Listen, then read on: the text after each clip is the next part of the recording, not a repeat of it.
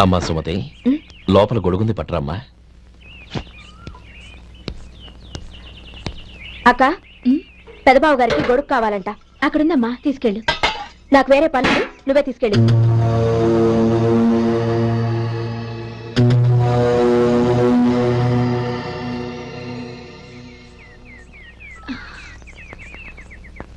బావగారు, ఇదిగోండి గొడుగు.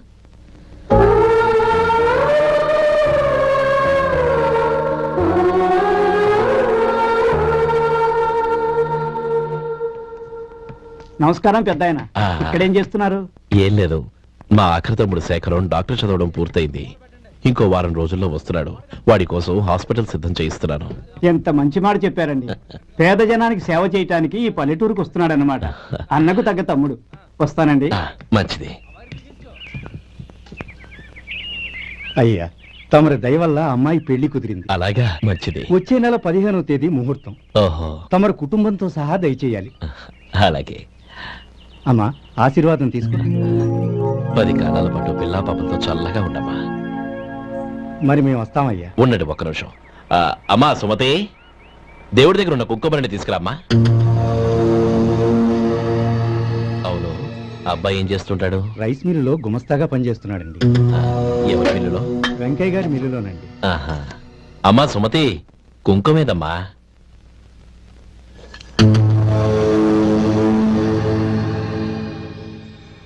అన్నయ్య,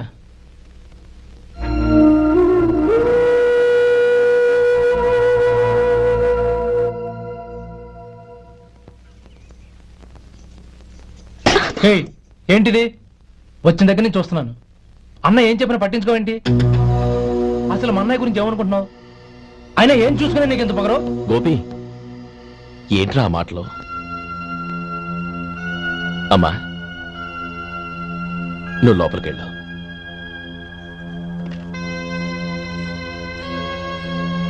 రే గోపి, కొత్త కదరా, ఎందుకలా కంగారు పెడతావు?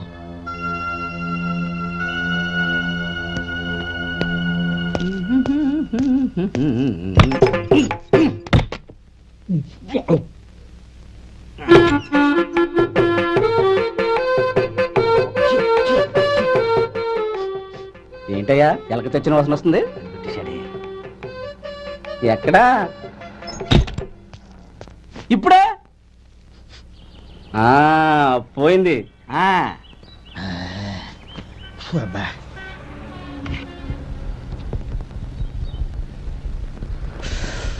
ఏమయ్యా, కాలు ఇలా ఊగుతూ ఉంటే టిఫిన్ ఎలా చేసేది? నా కాలు ఊగడానికి నువ్వు టిఫిన్ చేయడానికి ఏంటి సంబంధం? నేనంటుంది నీ కాలు గురించి కాదయ్యా, మరి ఈ కాలు గురించి. ఆ ముక్క ముందే చెప్పొచ్చుగా. ఉడతలో పిగేసిన తాట్యంకలాగా బొచ్చు నువ్వును. ఒరే సొంటి, ఆడి కింద ఒత్తిట్టు. అలాగే.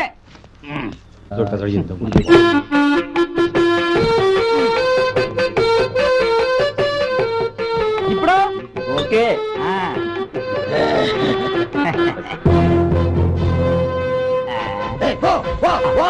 ఎన్నిసార్లు చెప్పాలి నీకు? ఒకసారి బుద్ధి లేదు. కడుపు గడ తిన్నావు, గడి తిన్నావా? పో పో పో పో పో పో. అబ్బా,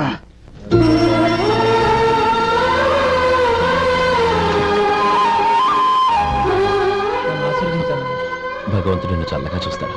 ఏంట్రా విషయం? నాకు పోస్టింగ్ ఆర్డర్ వచ్చింది. అలాగా? మన ఊళ్ళోనే నన్ను ఎస్ఐగా అపాయింట్ చేశారు. చాలా సంతోషంరా. అన్నయ్య, నాకు కాదురా, ముందు మీ ఆవిడికి పెట్టావు. ఇదంతా అమ్మాయి దృష్టం. నీకు ఉద్యోగం రావాలని ఎన్ని నోములు నోచిందో, ఎందరు దేవుళ్లకు మొక్కిందో. వెళ్ళి మీ ఆవిడికి పెట్టావు. ఏంటమ్మా ఇది?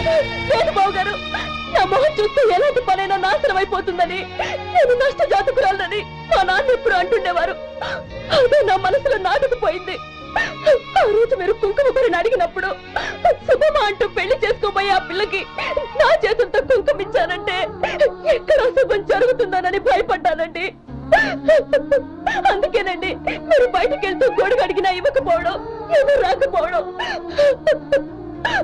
అంతేగాని నా బతుకులో వెలుగు నింపిన మిమ్మల్ని అవమానించేంత దుర్మార్గురాలి కాదండి. ఏంటమ్మా ఇది? చిన్నపిల్లల లేదండి, నాకు అదృష్టం ఉందని, నా పూజకు ఓ విలువ ఉందని మొట్టమొదటిసారి అంది మీరే. ఈ క్షణమే నా ప్రాణాలు పోయినా పర్వాలేదు బాబు గారు, ఆ ఒక్క మాట చాలు. ఊరుకో. మంచి చెట్లకు మనుషులే కారణమైతే ఇక గుళ్ళెందుకు దేవుళ్ళెందుకు? పిల్లెదురొస్తే అశుభమని, నక్కతోక తొక్కితే శుభమని అంటారు. అలా అయితే అందరూ ఇళ్లలో నక్కల్నే పెంచుకోవచ్చుగా. అలా ఎందుకు చేయరు? మంచి చెడు అన్నది మనుషుల మనసుల్లో ఉంటుందమ్మా, ఆశీర్వదించే చేతుల్లో కాదు. ఇక మీదట నేనెప్పుడూ నీ కళ్ళలో నీళ్లు చూడకూడదు, సరేనా? రే, అమ్మాయికి తీపి తినిపించు.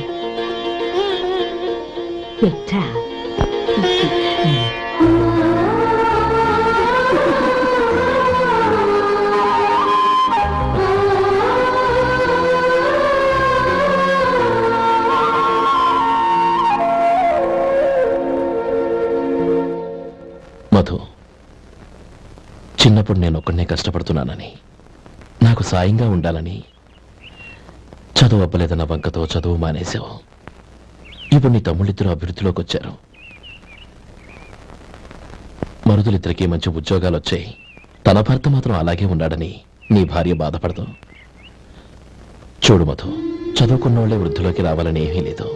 కృషి పట్టుదల ఉంటే ఎవరైనా ఏదైనా సాధించొచ్చు. నీకు తెలివితేటలున్నాయి. నువ్వు తలుచుకుంటే కానిదంటూ ఏదీ లేదు. పైగా నీకు సాయిగా మేమందరం ఉన్నాం. వచ్చే వారి నుంచి 100 పచ్చడి బాటిళ్లు, 100 మసాలా ప్యాకెట్లు ఎక్కువేయండి. అలాగేనండి. మార్కెట్ లో మీ ప్రొడక్ట్స్ కి మంచి పేరు వచ్చింది. చాలా సంతోషం అండి. వస్తానండి. Best of luck.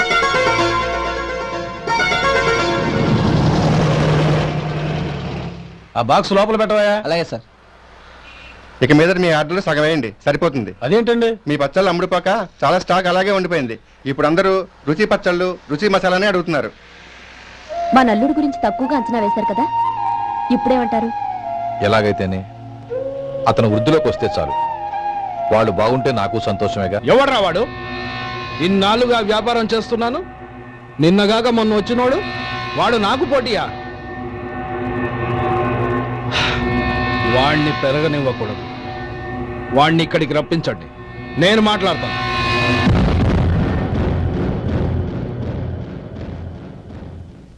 నమస్కారం అండి. రమ్మన్నారంట? నీ పచ్చళ్ళ కంపెనీ మూసేయాలి. నీకెంత కావాలి? 5 లక్షలు ఇస్తాను. చాలా? 5 లక్షలు కాదు, 50 లక్షలు ఇచ్చినా నా కంపెనీ మూయడం జరగదు. బాగా ఆలోచించుకొని చెప్పు. ఈ వ్యాపారంలో పుట్టి పెరిగినోడ్ని, నాతో పోటీ పడకు. నా చేతి కింద 6,000 మంది పనిచేస్తున్నారు. ఆంధ్ర మొత్తం నాకు బ్రాంచులు ఉన్నాయి. నేనే మార్కెటింగ్ చేయలేకపోతున్నాను. ఆఫ్టర్ ఆల్ ఒక కుటీర పరిశ్రమలా పెట్టుకొని నువ్వెలా మార్కెటింగ్ చేయగలవు? 6,000 మంది వర్కర్స్ని పెట్టుకుని ఆంధ్ర మొత్తం బ్రాంచీలున్న మీరే నా కంపెనీ చూసి భయపడుతున్నారంటే నా సరుకులో నాణ్యత ఉందనేగా. ఆ నాణ్యత ఉన్నంత వరకు నాకెవరూ పోటీ కాదు. ఈ ప్రపంచంలో నేను ఎక్కడైనా మార్కెట్ చేయగలను. వస్తాను.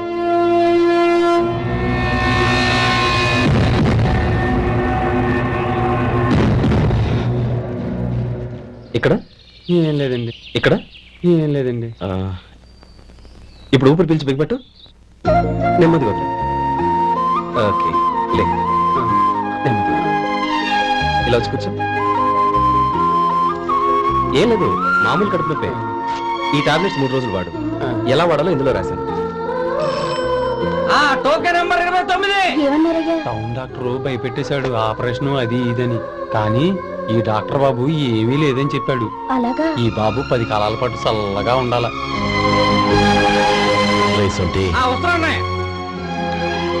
రే, భగవంతుడి దయ వల్ల తమ్ముడు హస్తవాసి మంచిదని అప్పుడే పేరొచ్చిందిరా. తమ్ముడిని దగ్గరుండి జాగ్రత్తగా చూసుకో. పని హడావుల్లో పడి వేళకు భోంచేయడము. అబ్బే అదే లేదన్నయ్యా. 1 గంట గల పేషెంట్ కట్టు, భోజనం పెట్టు. అది అలా జాగ్రత్తగా చూసుకో. నేను చూసుకుంటాను కదన్నయ్యా, నువ్వు వెళ్ళు.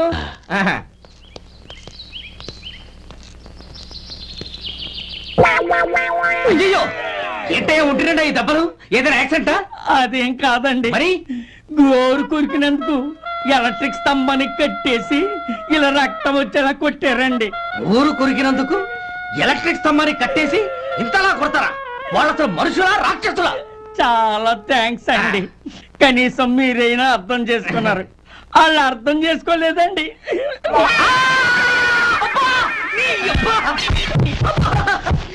గోరు కొరకడబట్టే ఇదా నిన్ను కొట్టడం కాదురా, నిలువురా నరికేయాలి. ఈ అబ్బా సెప్టిక్ అవుతుందో ఏమిటో. మన 2 ఊర్ల పొలిమేరలో ఉన్న ఈ మల్లికార్జున స్వామి వారి దేవాలయం జీర్ణదశలో ఉందన్న విషయం మీ అందరికీ తెలుసు. ఇన్నాళ్ళు మీ ఊరు వాళ్ళు పట్టించుకుంటారని మా ఊరి వాళ్ళు, మా ఊరి వాళ్ళు పట్టించుకుంటారని మీ ఊరి వాళ్ళు దీన్ని ఇలా వదిలేశారు. ఈ గుడి మీ ఊరికి ఎంత ముఖ్యమో మా ఊరికి అంతే ముఖ్యం. కాబట్టి మన ఇరు గ్రామ ప్రజలు కలిసి దాన్ని బాగు చేయించి కుంభాభిషేకం చేయించాలనే సదుద్దేశంతో ఒక కమిటీని ఏర్పాటు చేశాం. ఈ కమిటీలో 2 గ్రామాలకు సంబంధించిన ప్రముఖులు ఉన్నారు. కమిటీ ప్రెసిడెంట్ గా ఎవరిని ఎన్నుకోవాలనే విషయంలో శ్రీ గోపాలరావు గారి పేరు, శ్రీ లక్ష్మీపతి గారి పేరు పరిశీలనలోకి వచ్చాయి. అందువలన మేమందరం బాగా ఆలోచించి తర్జన భర్జనలు చేసిన మీదట శ్రీ గోపాలరావు గారే అన్ని విధాలా ప్రెసిడెంట్ పదవికి అర్హులని ఈ కమిటీ నిర్ణయించడం జరిగింది. అంచేత ఈ ఉభయ గ్రామ ప్రజలు శ్రీ గోపాలరావు గారికి ఉదారంగా విరాళాలు అందజేసి ఈ శుభకార్యాన్ని జయప్రదం చేయవలసిందిగా కోరుతున్నాం. ఏంటి ఇంకా రాలేదా? ఏంటయ్యా టైం 10 అవుతోంది. బోర్డు మీద 10 గంటలని రాసింది. మీ డాక్టర్ ఇంకా రాలేదు. అసలు మీ డాక్టర్ కి టైం సెన్స్, పంక్చువాలిటీ ఏమైనా ఉన్నాయా? ఇంతకీ మీరెవరండి? నేను డాక్టర్ అమ్మని. ఓహో, మీరు డాక్టరేనా? డాక్టర్ అంటే డాక్టర్ని కాదయ్యా, ఆ. డాక్టర్ని చేసుకోబోయేదానని అర్థం. ఓహో. అవును, నువ్వెవరు? ఆ? నేను ఇక్కడ టోకన్ ఇస్తూ ఉంటానులేండి. తప్పుకో, ఆ? తప్పుకోవయ్యా. అవును, మీ డాక్టర్ కి ఎవరో అన్నయ్య ఉన్నాడంట కదా, ఎలాంటోడు? ఎలాంటోడంటే అదేనయ్యా, చాలా కోపిస్తుంది విన్నాను. ఎందుకని అడుగుతున్నారు? ఎందుకంటావేంటయ్యా? ఆ అన్నయ్య మాట వినగానే మీ డాక్టర్ గడగడా ఉణిగిపోతాడు. అసలు డాక్టర్ చదివే తమ్ముణ్ణి అలా భయపెట్టచ్చా? తప్పు కదా? తప్పేనండి. ఆ, కాని నాకు మీ డాక్టర్కి పెళ్ళవని ఆ అన్నయ్య సంగతి అప్పుడు చెప్తాను. ఏం చేస్తారండి? ఏం చేస్తానా? సంవత్సరం తిరగకుండానే కవల పిల్లల్ని కని వాళ్ళ అన్నయ్య చేతిలో పెడతాను. వాళ్ళకి 5 సంవత్సరాలు వచ్చేసరికి ఆయన్ని బాగా మొట్టికెళ్ళేస్తారు. అలా నా కసి తీర్చుకుంటాను. ఈ డాక్టర్ ఎప్పుడు వస్తాడో ఏంటో. అది సర్లే కానీ నువ్వు పని చేయి. ఆ. మీ డాక్టర్ రాగానే ఆ. నేను వచ్చి వెళ్ళానని చెప్పు.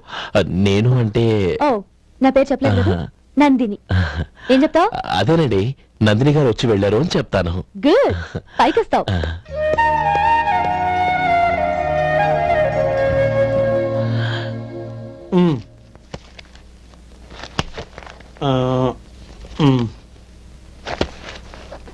ఆ. దీంతో మొత్తం 4,98,200 అయ్యాయి. ఉమ్. పోతే నువ్వు ఇచ్చినంత ఇవ్వలేకపోయినా ఈ దైవకార్యానికి నా వంతు చందా 1800.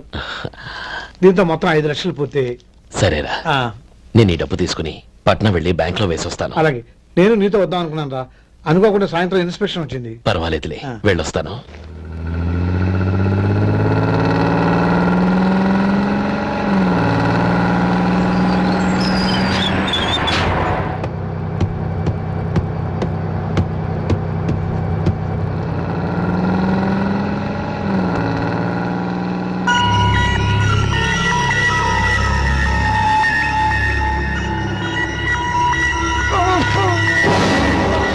అయ్యో మూర్చ మూర్చ, బసాపండి బసాపండి.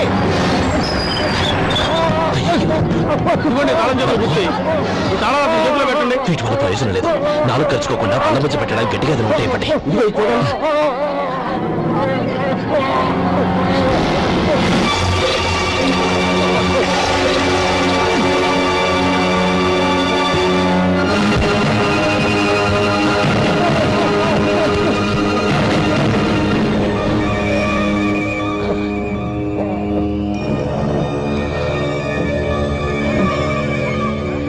మీరు వెళ్ళి మీ సీట్లో కూర్చోండి, కొంచెం గాలాండి ఇవ్వండి. ఇప్పుడు ఎలా ఉంది బాబు? ఆ.